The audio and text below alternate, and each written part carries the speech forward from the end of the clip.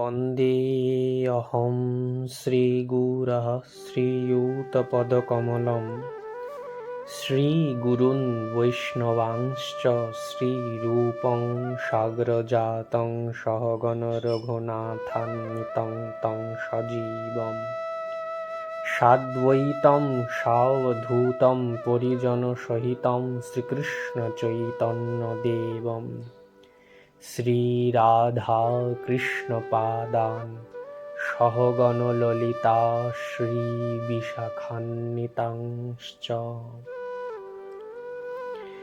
ঐকান্তিক বার্তালাপে গুরু গৌরাঙ্গের অপার অহৈতুকী কৃপায় সর্বোপরি ভুবন পাবন গৌরগত প্রাণ ভক্তবৃন্দের পরম পাবন সান্নিধ্য লাভের মানসে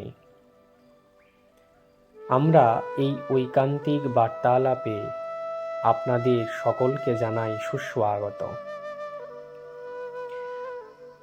ভক্তি তথা পরমার্থের বিবিধ আলোচনা আমাদের প্রাত্যহিক জীবনকে আরও সুখদ, আরও গুণগরিমায়, আরও গৌরবান্বিত করে তুলুক এই প্রার্থনা।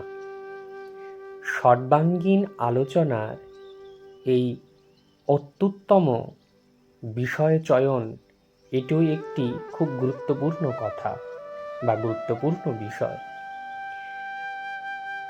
অত্যুত্তম বিষয়ের পুঙ্খানুপুঙ্খ বিষয়ের জ্ঞান অর্জন, তার সরলীকরণ, এগুলি কৃপা ব্যতীত কখনো জীবনে সম্ভব নয়।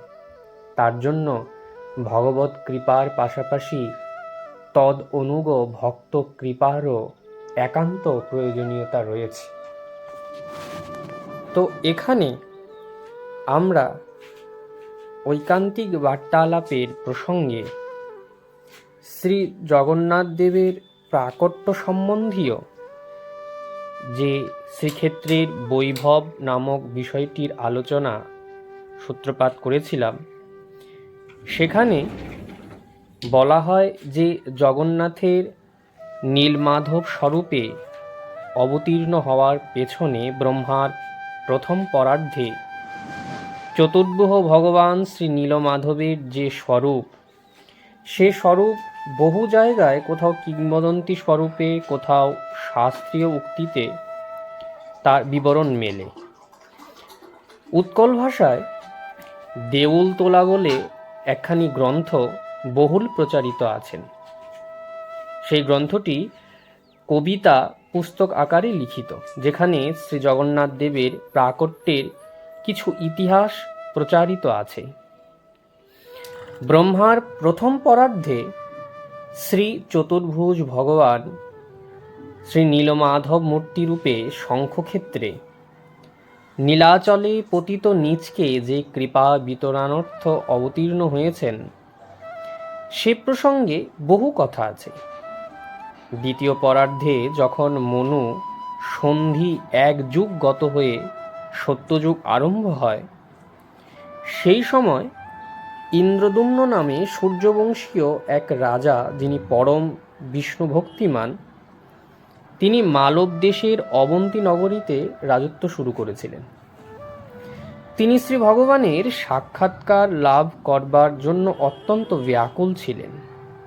হবেই বা না কেন, ভগবৎ প্রেরিত কোনো এক বৈষ্ণব যখন ইন্দ্রদ্যুম্নের রাজসভায় এসে উপস্থিত হলেন, তিনি কথা প্রসঙ্গে নীলমাধবের কথা জ্ঞাপন করলেন।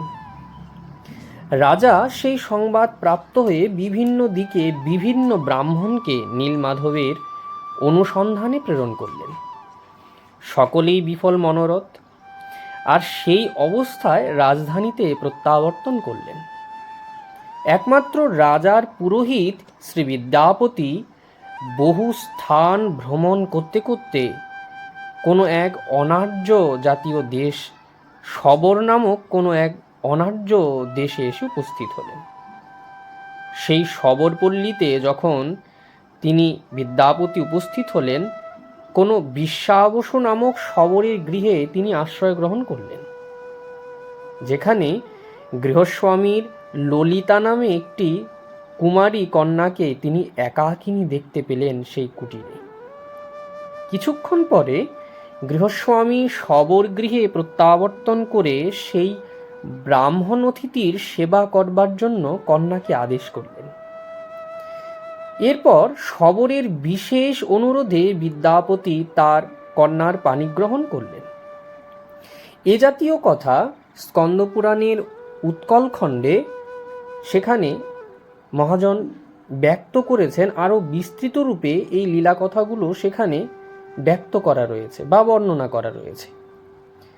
এরপরে বিদ্যাপতি দেখতে পেলেন যে প্রতিদিন শবর রাত্রে কোথাও বাইরে চলে যান। পরদিবস মধ্যাহ্নে তিনি গৃহে প্রত্যাবর্তন করেন। তখন শবরের শরীরে এক অত্যুত্তম কর্পূর, কস্তুরী, চন্দনাদির দিব্য গন্ধ পাওয়া যায়।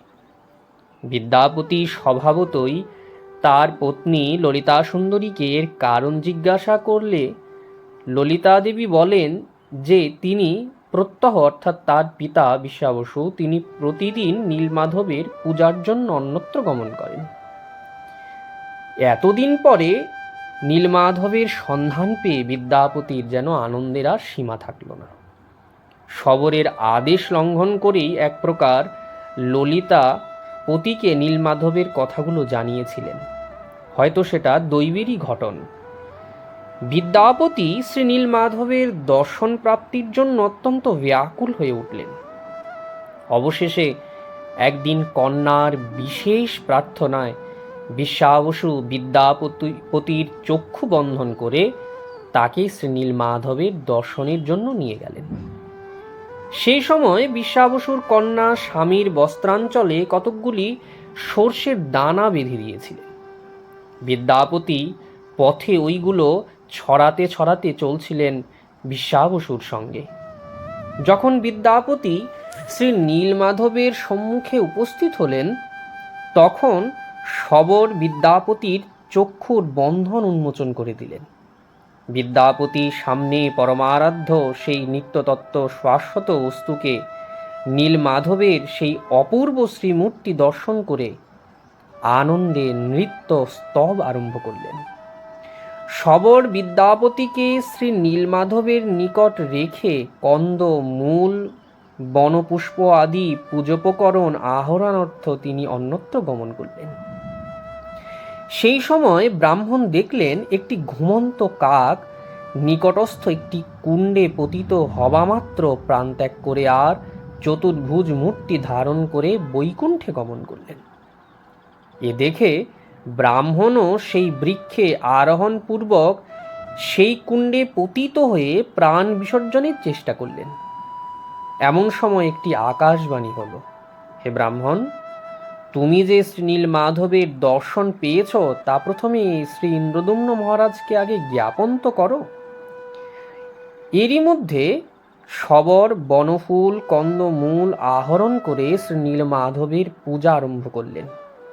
শ্রী নীলমাধব শবরকে বললেন, আমি এতদিন তোমার প্রদত্ত বনফুল ও বনফল গ্রহণ করেছি। এখন আমার ভক্ত শ্রী ইন্দ্রদম্ন মহারাজের প্রদত্ত রাজ সেবা গ্রহণের অভিলাষ হয়েছে আমার। শ্রী নীলমাধবের পূজা থেকে বঞ্চিত হবেন ভেবে শবর নিজ জামাতা বিদ্যাপতিকে নিজ গৃহে আবদ্ধ করে রাখলেন। পরে দুহিতার পুনঃ পুনঃ প্রার্থনায় ব্রাহ্মণকে তিনি মুক্তি দিলেন। ব্রাহ্মণ তখন শ্রী ইন্দ্রদম্ন মহারাজের নিকট উপস্থিত হয়ে নীলমাধবের আবিষ্কার বার্তা তিনি আদ্যপান্ত জ্ঞাপন করলেন। মহারাজা মহানন্দে বহু লোকজন নিয়ে শ্রী নীলমাধবকে আনয়ন করবার অভিযান করলেন তিনি। একটা দৈবের ঘটন, সেই সাথে সৌভাগ্যও বটে।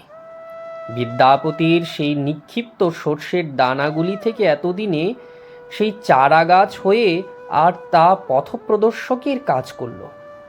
কিন্তু ইন্দ্রদম্ন মহারাজ সেখানে নীলমাধব বিগ্রহ দেখতে না পেয়ে সৈন্য সামন্ত দ্বারা শবর পল্লী করলেন অবরোধ, সেই সাথে শবরকে করলেন বন্দী। তখন রাজার প্রতি আকাশবাণী হলো, শবরকে ছেড়ে দাও, নীলাদ্রির ওপর একটি মন্দির নির্মাণ করো, তথায় দারুব্রহ্মরূপে তুমি আমার দর্শন পাবে। নীলমাধব মূর্তিতে তুমি আমার কখনোই দর্শন পাবে না। শ্রী ইন্দ্রদুম্ন প্রস্তরের দ্বারা নির্মিত শ্রী মন্দির নির্মাণার্থ বউলমালা নামক স্থান থেকে প্রস্তর আনিয়ে তিনি সেখানে নীলকন্দর পর্যন্ত একটি পথ নির্মাণ করলেন। ওই পথে আনয়ন করানো হলো শঙ্খনাভিমণ্ডলে একটি মন্দির নির্মাণের জন্য, এবং রামকৃষ্ণপুর নামক একটি গ্রামও তিনি সেখানে স্থাপন করলেন। শ্রীমন্দিরের মাটির নিচে 60 হাত, মাটির ওপরে 120 হাত উচ্চ একটি মন্দির নির্মাণ করা হলো। মন্দিরের ওপর একটি কলস ও তার উপর একটি চক্র স্থাপিত হলো। মন্দিরকে সুবর্ণমণ্ডিতও করা হলো। শ্রী ইন্দ্রদুম্ন মহারাজ শ্রী ব্রহ্মার দ্বারা শ্রীমন্দির প্রতিষ্ঠা করবার অভিলাষ করে ব্রহ্মলোকে গিয়ে উপস্থিত হলেন। ব্রহ্মা ধ্যানমগ্ন ছিলেন, এই জন্য ব্রহ্মার অপেক্ষায় বহু কাল অতীত হয়ে গেল। সেই সময়ের মধ্যেই ইন্দ্রদুম্নের নির্মিত মন্দির সমুদ্রের বালুকার দ্বারা আবৃত হয়ে গেল। ইতিমধ্যে সুরদেব, তারপরে গালমাধব প্রভৃতি কয়েকজন রাজা তথা রাজত্ব শেষ করে ফেলেছিলেন। গালমাধব বালক অভ্যন্তরে তিনি মন্দির উদ্ধার করেছিলেন। এদিকে ইন্দ্রদুম্ন ব্রহ্মার নিকট থেকে স্বীয় নিজ রাজ্যে প্রত্যাবর্তন করে উক্ত মন্দিরটি তার রচিত বলে দাবি করায় গালমাধব ওই মন্দির নিজকৃত বলে জানালেন। কিন্তু মন্দিরের নিকটবর্তী কল্পবটস্থিত ভূষণ্ডী কাক, যিনি যুগ যুগান্তর ধরে শ্রীরাম নাম কীর্তন করতে করতে সেখানে সমস্ত ব্যাপার দর্শন করেছিলেন, তিনি জানালেন যে ওই মন্দিরটি শ্রী ইন্দ্রদুম্ন মহারাজই নির্মাণ করেছেন। তার অনুপস্থিতিতে তা যে বালুকায় প্রথিত হয়ে পড়েছিল, গালমাধব তা মাত্র উদ্ধার করেছেন। গালমাধব সত্যের অপলাপ করায় ইন্দ্রদুম্ন সরোবরের পশ্চিমে শ্রীমন্দিরের বহির্দেশে ব্রহ্মার নির্দেশ অনুসারে অবস্থান করলেন। শ্রী ইন্দ্রদুম্ন শ্রী ব্রহ্মাকে এই পরম মুক্তিদায়ক ক্ষেত্র ও শ্রীমন্দির প্রতিষ্ঠা করবার জন্য প্রার্থনা জ্ঞাপন করলে শ্রী ভগবানের স্বরূপশক্তির দ্বারা প্রকাশিত শ্রীক্ষেত্র ও স্বরূপ প্রকাশ শ্রী ভগবানকে প্রতিষ্ঠা করবার ক্ষমতা যে তার নেই, এ কথা ব্রহ্মা অকপটে জ্ঞাপন করলেন। শ্রী জগন্নাথ ও তার শ্রীধাম এই প্রপঞ্চে তদীয় কৃপায় নিত্য অবস্থিত। তবে ব্রহ্মা বললেন, আমি এই শ্রীমন্দিরের চূড়ায় একটি ধ্বজা বন্ধন করে দিচ্ছি মাত্র। যারা দূর থেকে এই ধ্বজা দর্শন করে দণ্ডবৎ প্রণাম করবেন, তারা অনায়াসে মুক্তি লাভ করবেন। ব্রহ্মা এই অভিপ্রায় জ্ঞাপন করলেন। তো স্কন্দপুরাণের উৎকলখণ্ডে ইন্দ্রদুম্ন মহারাজের এই নীলমাধব দর্শনের আকাঙ্ক্ষা বিষয়ক যে ইতিকথা আদি রয়েছেন, সেগুলি আমরা জানতে পারলাম। এরপরে ভগবানের দারুব্রহ্ম স্বরূপে অবতীর্ণ হওয়ার যে লীলা কথা আচার্যপাদ ব্যক্ত করেছেন, আমরা সেই কথাগুলো শ্রবণ করব। আজ এ পর্যন্তই।